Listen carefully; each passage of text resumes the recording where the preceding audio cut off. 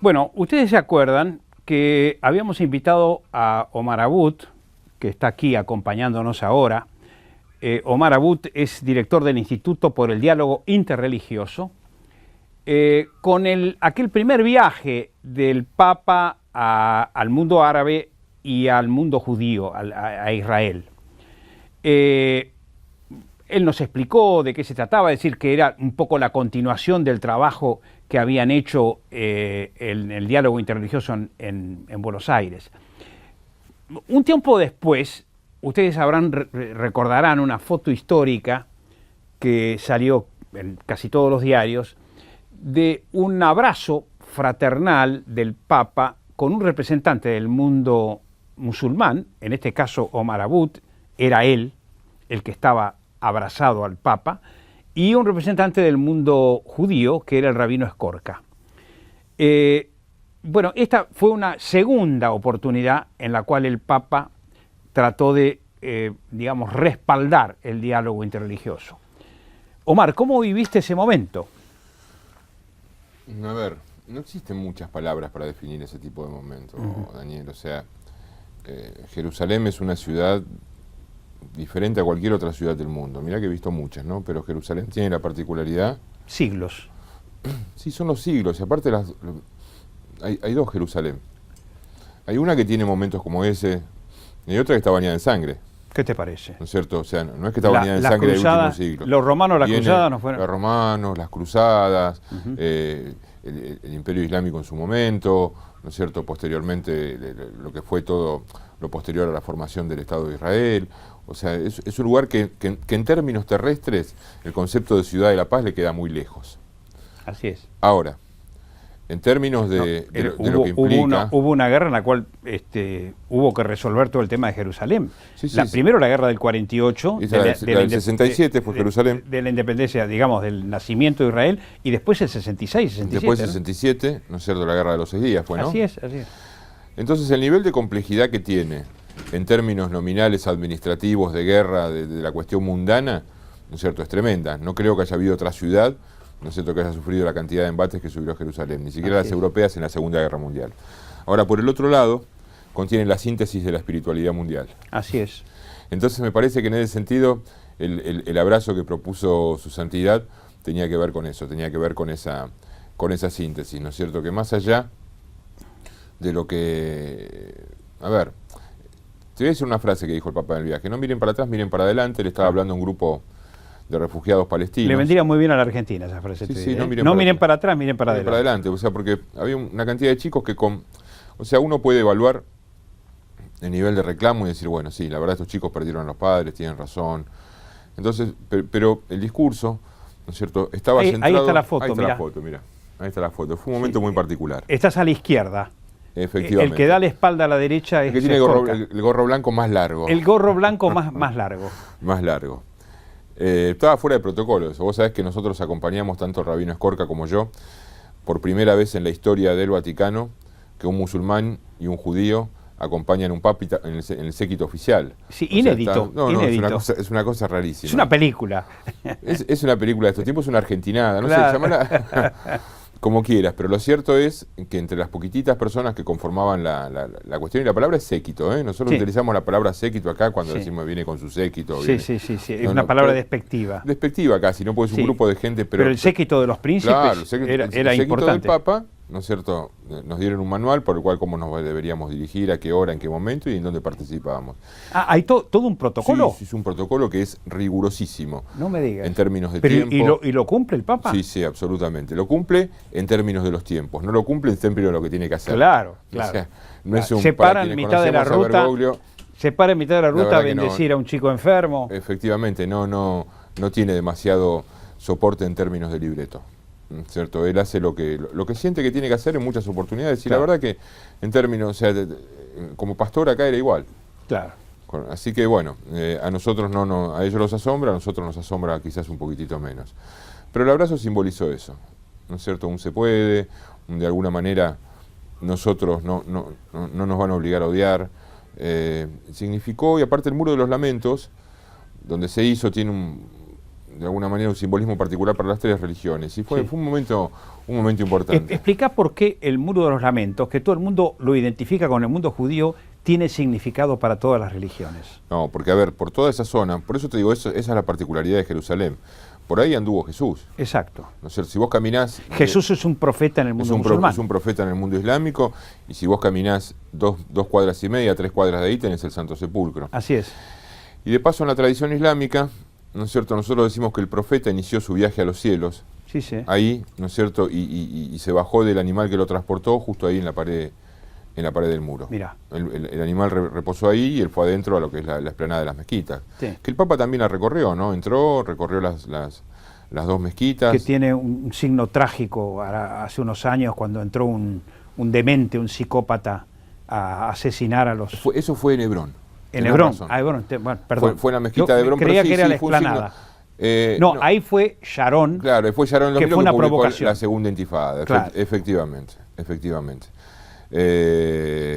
Pero de alguna manera la síntesis de este viaje, así como el Papa, nos llevó al abrazo, como tocó el muro que divide Belén, ¿no es cierto?, o sea, que es una ciudad a manos palestinas, del resto de la ciudad. Las ciudades en Palestina están, por un tema de seguridad, amuralladas, ¿no es cierto?, en la visión del gobierno israelí, el Papa se bajó, puso la mano ahí, rezó, y de la misma manera que fue a Yad Vashem, que es el museo del Holocausto, y había 5 sobrevivientes, no sé si específicamente eran de Auschwitz, ¿no es cierto? Pero bueno, hubo un montón de campos. O sea, vos, para que recorre, ve un montón, ve lo que implica la Shoah en su conjunto, ¿no es cierto? Sí, sí. Ese tema. Pero el Papa... Lo acompañabas. Sí, por supuesto. Sí. Se acercó a cada uno. Conozco de los gente que se desmaya en Yad Vashem. Es un lugar fuerte, Yad Vashem. Es un lugar muy fuerte. Es un lugar... aparte por el tipo de recorrido que tiene muchas particularidades. Llevaría un programa a explicarlo de qué se trata y cómo es, ¿no? Pero el Papa se acercó y le besó la mano a cada uno de los sobrevivientes. Mirá. O sea, en un gesto, después hizo un silencio muy prolongado, ¿no es cierto?, para un momento de meditación. Fue una gira que tuvo equilibrio. Esa zona es una zona desequilibrada, ¿no es cierto? Y él fue a aportar equilibrio. Es una zona desequilibrada de los gobiernos, ¿no? De alguna manera vos ves a un montón... El muro debe generar mucho odio en el mundo musulmán respecto de Israel. Claro. ¿Dijo algo respecto del muro? No. Nada. Se bajó, lo tocó, apoyó la cabeza. ¿No es cierto? Y eso fue todo lo que dijo. Fue una imagen simbólica. Pero no me parece que sea un problema del conjunto de los pueblos, Daniel. El judío más ortodoxo de todos camina por el medio del barrio árabe en Jerusalén y va, intercambia, comercia, compra, vende, transita. Eso sí, no le saques una foto un sábado. No, el Shabbat es particularmente, o sea, a nosotros nos tocó estar un sábado en Jerusalén, no en este viaje, sino en el anterior, y también tiene una carga muy particular. Y en el medio de todo, ¿no es cierto? Y esto es el dato que a mí me llama la atención y no me deja sorprender de Bergoglio, ¿no? Él es el hombre con mayor imagen positiva en el mundo. O sea, se habla de que tiene entre un 93 y un 95% de imagen positiva mundial. Así es. Y va a la zona más caliente del planeta a meter las manos. Así es. Y lo invita al presidente Abu Mazen, el presidente de Palestina, y al presidente de Israel, ¿no es cierto?, a Shimon Peres, a una jornada de oración en el Vaticano, porque esto no se pudo consensuar durante el viaje, ya que uno no quería cruzar a Jerusalén y el otro no quería cruzar a Belén. Claro. Entonces, inmediatamente aceptaron los dos con todo lo que implica. O sea, porque sí, un encuentro en Roma. Sí, un encuentro en Roma, y se podía haber hecho un encuentro en Jordania también, pero no dieron los tiempos. Sí. Jordania está en paz con Israel. Está en paz con Israel hace décadas, lo mismo Egipto. Lo mismo que Egipto, ¿no es cierto? Es una paz es una paz fría todavía. No en el caso de Jordania, ¿no es cierto? En el caso de Egipto. Pero es algo que tienen que empezar, o sea, con otros niveles de integración. O sea, el acuerdo de paz, Simón Pérez nos dijo, la paz la hacen los pueblos, y es verdad, tiene razón. O sea, si no hay problema entre los pueblos reales, si no hay problemas reales, la cuestión de la paz puede avanzar más allá de lo administrativo o de lo que le convenga a los gobiernos. Decime, ¿el Papa trazó alguna línea, alguna propuesta para el futuro respecto de este diálogo interreligioso? En términos geopolíticos no, pero de alguna manera abrió la puerta... En el diálogo interreligioso me refiero. Sí, ¿alguna otra reunión, alguna otra convención? Sí, seguramente estamos preparando de acá de Argentina una serie de trabajos que tienen que ver con la visión de la religiosa de la cuestión de los derechos humanos y la justicia social. Genial. ¿No es cierto? Porque a veces... de los derechos humanos nuevos. la miseria, la sí, pobreza. Sí, absolutamente, de los derechos que tienen que ver con eso, porque Claro. está bien, o sea, el tema de los otros derechos, está bien las cuestiones que tienen que ver con la igualdad de género, con un montón de cosas, ¿sí? Pero no son las cuestiones centrales. Así es. ¿No es cierto? Son cuestiones particulares que obviamente en sociedades merecen ser legisladas, ahora están lejos de ser lo más importante. Claro. Correcto, entonces no se puede monopolizar, ¿no es cierto? Y particularmente asociar a cuestiones históricas puntualmente esta idea de conceptos. O sea, yo recomendaría a todos que leyesen el documento de Aparecida, que es una cuestión que tiene que ver con Latinoamérica, que es fantástica, Fabuloso. en términos no solamente de diagnóstico, sino en pautas Sí. de acción. Contale a nuestros seguidores, digamos a los seguidores de Infobae, el documento este. Claro, este documento tiene que ver con una reunión de obispos que se hizo justamente en ese lugar, Aparecida, donde mucho de ese documento, ¿no es cierto?, fue obra del entonces arzobispo de Buenos Aires, que tuvo que ver con una cantidad de lineamientos, ¿no es cierto? Y propone un modelo también en términos de justicia social, porque, a ver, la cuestión de las dignidades, desde lo humano, aquel que quiere proteger su dignidad, ¿no es cierto?, y entre comillas, sus posiciones, la verdad que la mejor manera no es plantarse en autorresguardarse sin tener una visión del otro, porque la verdad que la historia te demuestra a través de errores que la mejor manera de proteger tu propia dignidad es proteger la del otro, ¿no es cierto? Y la verdad que también Latinoamérica es un lugar en el mundo y un lugar en particular donde todavía falta mucho en términos de reivindicaciones. Sin duda alguna. Entonces me parece que a partir de una visión de justicia social, ¿no es cierto?, que es un aporte en términos desde nuestro lugar, que tiene que ver más con la espiritualidad que con el poder temporal, ¿no es cierto?, aportar una visión y un poco tomando el modelo lo que hace él. Él no interviene porque él no puede decidir por el tema de la paz en Medio Oriente, pero puede convocar a una jornada de oración. Claro. De alguna manera puede visibilizar un tema, puede poner un límite, ¿no es cierto?, al poder temporal desde su característica de autoridad espiritual. De líder espiritual. Y me parece que en el mundo moderno surge un tipo de necesidad de esas características contra todo pronóstico que pensaba que la cuestión espiritual iba a ser una cuestión en franca desaparición, ¿no? Claro. Contame, Omar, a mí me preocupa mucho qué está pasando en el mundo musulmán. A nosotros también nos preocupa mucho. A ustedes también, Sí, absolutamente. desde la Argentina. Yo creo que a todos los musulmanes del mundo, si bien nosotros nuestros grupos somos argentinos de fe islámica, la verdad que se están perpetrando de las mayores matanzas de musulmanes entre musulmanes desde la historia. Se reaviva un gen que si bien existió, ¿no? O sea, el diferendo entre sunitas y chiitas. Es de los tiempos de la descendencia de Mahoma. Efectivamente. O sea, ¿con qué tiene que ver? Tiene que ver con cómo debería ser ejercido el poder en la comunidad islámica. O sea, técnicamente existía un grupo que decía que el poder debería seguir a través de la descendencia del profeta y otro que tenía que ver con el consenso de la comunidad. Ahí se separan. Supuestamente el más democrático, el otro. La shura, que se llama, La shura. el consenso. Consenso. Que es lo que de alguna manera prevaleció en el mundo islámico. El 86-87% del mundo islámico es sunnita, el otro porcentaje es chiita. Cada cual tiene sus razones de peso. El chiita es el que habla de un descendiente del profeta. Del profeta, que era Ali. Sobrino, creo. Claro, Ali fue el yerno. El yerno del profeta. Sí, tenía otro parentesco, sí, ¿no es cierto?, previo con el profeta, porque eran de la misma tribu, pero el papel central en su vida lo ocupa casándose con su hija. ¿No es cierto? De ahí los descendientes, que de alguna manera transforman una línea que el chiismo lo llama imames, que son 12, sí, o sea, los centrales, y después hasta la venida en los tiempos, de alguna manera, como se llaman los tiempos mesiánicos, para nosotros son los signos del final de los tiempos, el hecho de que va a venir el Mahdi, o de alguna manera el restaurador.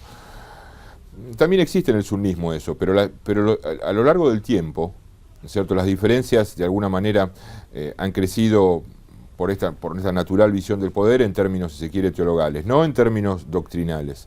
O sea, hay diferencias con el chiismo y el sunnismo, sí, hay diferencias, pero no es mayor diferencia que las que hay en las propias escuelas del sunnismo. Ahora, esta idea, ¿no es cierto?, de este tipo de yihadismo, ¿no es cierto?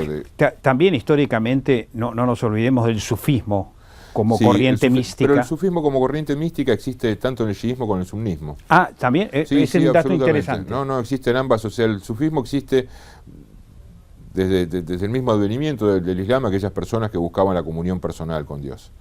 ¿Sí? O sea, aparecen mencionados en muchas de las tradiciones, en muchas de las narraciones, y podemos decir que es el sufismo, algunos lo vemos como el corazón del Islam, ¿no es cierto? Las posiciones más ortodoxas lo ven como una heterodoxia. También, pero eso siempre ocurre. Siempre ocurre. ¿No es cierto? No, perdón, ocurre en el mundo judío. Sí, ocurre en el mundo judío, ocurre en el mundo católico, ocurre en todo mundo donde haya una relación o un planteo de relación con la divinidad. Así es. ¿No es cierto? Porque pareciera ser que no hay suficiente Dios para todos, entonces tiene que ser de esta forma. Es una lucha, entonces una lucha que no termina. No termina. Y lo del mundo islámico es preocupante, ¿no es cierto? No solamente por la cantidad de gente que se está muriendo, sino porque de alguna manera se quiere poner o se quiere imponer por las armas una visión del Islam que les ajena a la absoluta mayoría. Estos tipos que van y caen en los pueblos tomándolos, entrando a sangre y de fuego, no gozan de la simpatía de la población, que eso no lo crea ninguno. Sí, hay gran cantidad de refugiados, emigrados que o sea, se escapan, escapan de la violencia. Que ¿no? en este momento de la historia, existen más refugiados ahora que durante la Segunda Guerra Mundial. Así es. Y la mayoría, ¿no es cierto?, tienen que ver con países islámicos. Sí. La mayoría de muchos países. de los refugiados tienen que ver con o gente que se encuentra en situación de conflicto o en situación de guerra. Ahora tenemos todo el caso de Irak, ¿no? Irak, es decir, una invasión de fundamentalistas suníes a la cuestión por Irak, que están a 50 kilómetros de Bagdad. Están a 50 kilómetros de Bagdad, que estuvieron en la zona del Mosul, y que fíjate que tan fuerte y que tan alarmante es que hace juntar a Estados Unidos con Irán. Exacto, fíjate vos. Hasta diciembre Estados Unidos era la principal figura que reclamaba el cese del estudio nuclear de Irán y del desarrollo nuclear por parte de Irán. Y ahora, de alguna manera, esta cuestión va a ser, Irán es el país islámico de mayoría chiita. ¿Sí? Irak tiene Irán es chiita. Irán es chiita prácticamente en su totalidad. Bien. El resto del mundo islámico, sacando Irak, que tiene un porcentaje entre un 50 y un 60% de chiitas, el resto del mundo islámico sunita, con pequeñas minorías, ¿no es cierto?, chiitas, o sea, grupos ¿Saddam qué era? Saddam era sunita. Era sunita. Sí.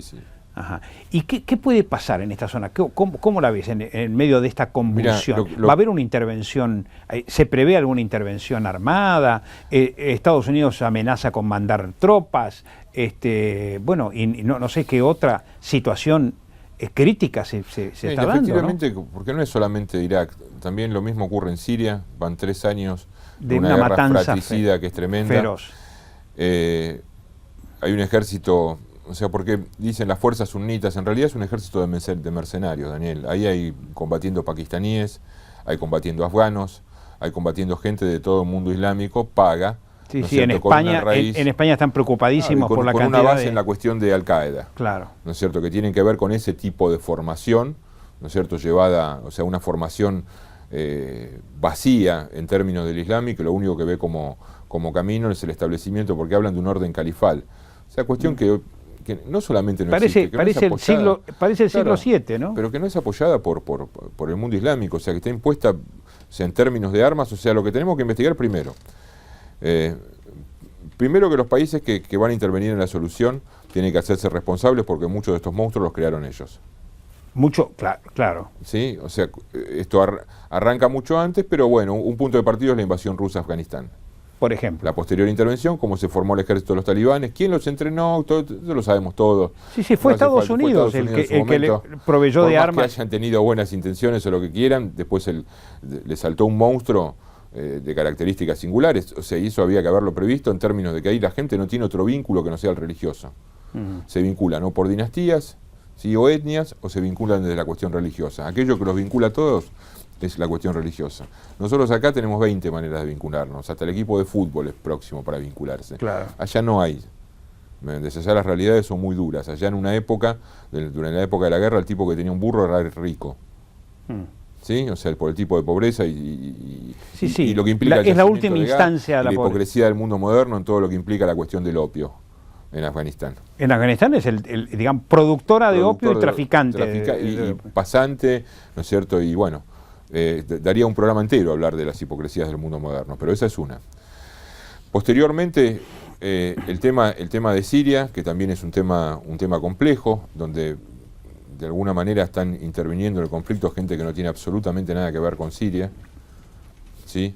Después, lo que llamaron el proceso de decís que hay mercenarios y además hay gente que sale de Europa para ir a combatir. En esta hipotética visión universalista, ¿no es cierto?, todo aquel que confluya con esta idea fundamentalista que sí se identifica con los principios que planteaba Al-Qaeda o plantean otros grupos, también los grupos violentos que son radicales en referencia a las lecturas literales del Corán. Lo que pasa es que no quiero nombrar ningún otro grupo para compararlos. Yo podría nombrar algunos grupos que también están y que nosotros los vemos, pero imagínense esos grupos violentos, no sé, de los de la costa oeste de Estados Unidos, los que son lectores literales de la Biblia y que también pregonan de alguna manera. Bueno, es un fundamentalismo religioso acendrado. Imagínense los musulmanes y con armas. ¿No es cierto? O sea, tiene esa característica. También se habla y dispuestos a matar. Crecimiento de esos grupos, dispuestos a cualquier cosa. Yo creo que la zona, ¿no es cierto?, si no entra de alguna manera la ayuda internacional, va a cambiar su geografía, Daniel. Sí. Acá estuvo sentado Jorge Castro y él hablaba de que aquel acuerdo famoso al finalizar la Primera Guerra Mundial entre Inglaterra y Francia, los vencedores en la Primera Guerra, que fue trazar las fronteras de lo que era, claro, era un mismo país bajo el Imperio Turco.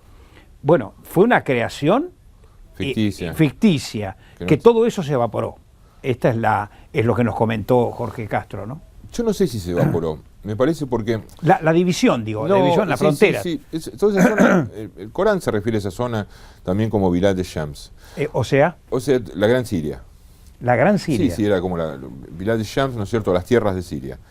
El Corán habla de eso. Habla de la región de Bilad de-Shams. No de la Gran Siria en términos de lo que implica políticamente en el siglo pasado y en este, que es una particularidad de un grupo nacionalista sirio. No tiene absolutamente nada que ver con eso. La definición que da el Corán es estrictamente religiosa en cuanto a definir la zona o una nominación geográfica. En ese tiempo no existía ni Irak, ni Kuwait, ni Arabia Saudita, ni ninguna de esas cosas. Imaginémonos el mundo de otra manera. El primer Shah en Irán era un sargento del ejército. Un tipo... el padre del Shah de Persia. El padre del Shah de Persia también. Era un sargento. Claro, lo que pasa es que la idea de Shah, o la idea de rey, o la idea de emir, es algo que podemos discutir en términos de la cuestión islámica. Y lo que hoy conocemos como Líbano, como Siria, como Jordania, como Irak, ¿no es cierto?, y como Palestina, pertenecía a todo el mismo país. Era todo absolutamente la misma región, que era una provincia más de las del Imperio Otomano. Entonces, a la división, ¿no es cierto?, con el tratado con toda esta gente que intervino, ponen su mano mágica los ingleses y los franceses, ¿no es cierto?, en una manera generaron lo que su imagen imperial era zona petrolífera. Y date cuenta, hablan lo mismo, de la misma manera, comen lo mismo, ¿no es cierto?, tienen las mismas costumbres y están divididos en 4 o 5 países. Y aunque se crea o no, después, o sea, las distancias culturales y las distancias económicas, porque Irak... Y los nacionalismos ficticios. Aquel país que tiene una economía petrolera como tuvo Irak, ¿no es cierto?, de riqueza, y aquel que de alguna manera le cuesta más como el reino de Jordania, porque no tiene en el suelo la posibilidad de explotación de esas características, o mismo Siria, con una economía que trató de equilibrarse. De alguna manera van cambiando las realidades. Pero lo peor, ¿no es cierto?, lo peor de todo es que esta gente, entre ellos, es la que ha matado más musulmanes en la historia. ¿Qué cosa mató? En términos de la gente que viene muriéndose en Siria, de la gente que viene muriéndose en Irak en las guerras intestinas, de toda la gente que falleció en términos de esta fraudulenta primavera árabe, ¿no es cierto?, porque no tuvo nada de primavera, fue un otoño. ¿Sí? Yo repensaría, ¿no es cierto?, porque la verdad, nadie puede apoyar a un dictador o a un tipo de las características de Saddam Hussein. Nadie en su sano juicio, y menos un musulmán. ¿Correcto? Pero la verdad, ¿no es cierto?, que de la vida en Irak con Saddam Hussein a la vida de hoy, esto es muchísimo peor. Sí. Entonces, hay que evaluar bien cuando uno va a intervenir militarmente cómo van a ser las transiciones. ¿Qué es lo que va a pasar? ¿Qué es lo que va a hacer? ¿Cómo se puede tratar de jugar con la libre autodeterminación de los pueblos, de alguna manera apoyándolos para correr a este tipo de personas si no ocurra este suceso? Sí. Me imagino que de alguna manera estás de acuerdo con las propuestas del movimiento Paz Ahora en Israel, o o con algún tipo de solución Sí, urgente? sí, absolutamente. Llegan humanamente las soluciones, Daniel. O sea, cuando nos sentamos, cuando vos sentás a palestinos y sentás a israelíes, ninguno se quiere pelear más. Hay fatiga, hay agotamiento. No, pero ya Te recomiendo una es película desgracia. israelí maravillosa. ¿Cuál? No me acuerdo el título. La historia más o menos es así. Un hospital. Hay 2 parturientas. Les Fils des Autres, Los hijos de los otros. Los hijos de los otros. Excelente película. Es para recomendarle al público. La estoy recomendando. ¿Cómo es? ¿La vida? Los hijos de los otros. Los hijos de los otros. Hospital. En Israel. Hay 2 parturientas. Una árabe y una parturienta judía. Sí, en Haifa. El hospital es bombardeado. Salen todos y escapan en emergencia. Bien, una madre se lleva al chico palestino. Y la otra madre, la madre judía, la madre judía se lleva al chico palestino. Y la madre árabe se lleva al chico judío. Finalmente el director del hospital los reúne 20 años después, o 19 años después, no me acuerdo qué edad tenían los chicos, y dice, vean, acá hubo una confusión.